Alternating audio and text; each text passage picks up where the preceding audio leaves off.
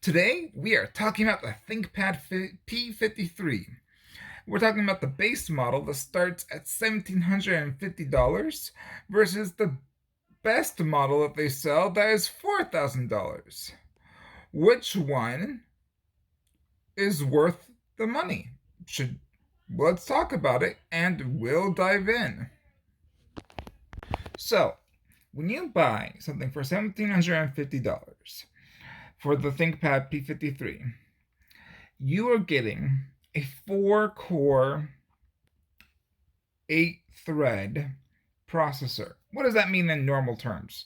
Okay, it means that the processor is that the computer isn't super fast. It isn't designed for gaming. It isn't designed for video editing. It isn't designed for anything that takes a lot of power. It also comes with only 8 gigabytes of memory, which for most people, that's more than you'll ever need. But the ThinkPad P53 is $4,000, comes with 32 gigabytes of memory, and the CPU for the ThinkPad P53 has 8 cores, real logical cores, the solid cores, and 12 threads, which is super fast, can handle insane processing. I put it to the test. And if you want to use it for gaming, that's fine, but I wouldn't spend $4,000 on a gaming computer unless I was a professional gamer who got money off of it. But that's just me personally. Now, let's dive into the screen. Is the screen any different? Surprisingly, the screen, which we'll look at right here, that screen is only slightly better than the one that comes with the $1,750 screen, which I'm going to call the base model from now on. The base model has anti-glare features just like this does, and the anti-glare features in the base model are anti-glare 300 nits. I don't know what nits are, but versus the anti-glare 300 to 500 nits for this model. So you can see it's pretty good with anti-glare. And so there isn't a huge difference between those two models. Now, where it gets interesting is what you're actually going to use it for.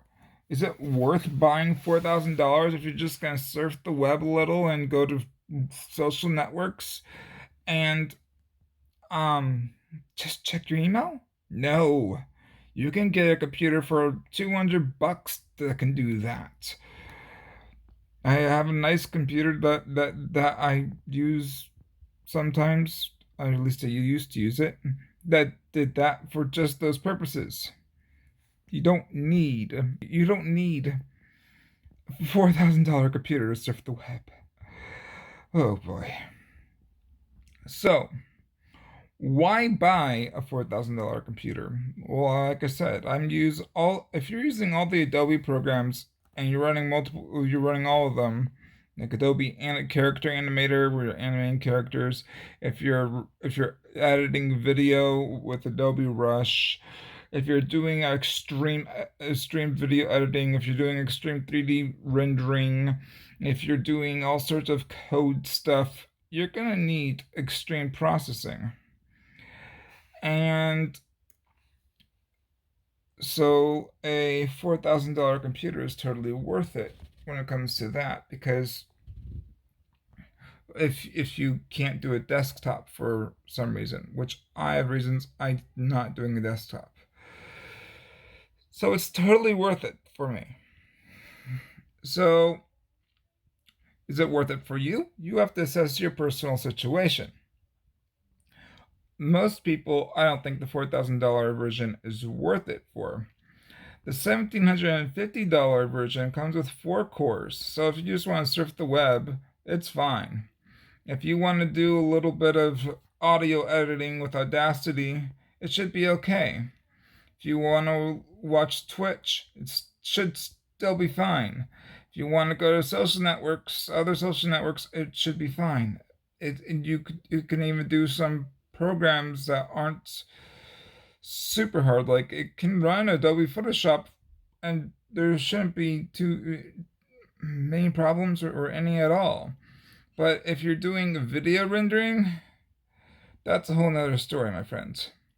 So, premium model is the only one I really think that's worth it. So, that's just my views after using this for about a month and analyzing all the data. Go with what you need and what's going to work for you. Don't go with name or something that you saw online because you thought it was cool and you think you'll get the same thing for way cheaper, because you're not. You're getting something else. And anyways, if you enjoyed this, like, subscribe. I post interesting things.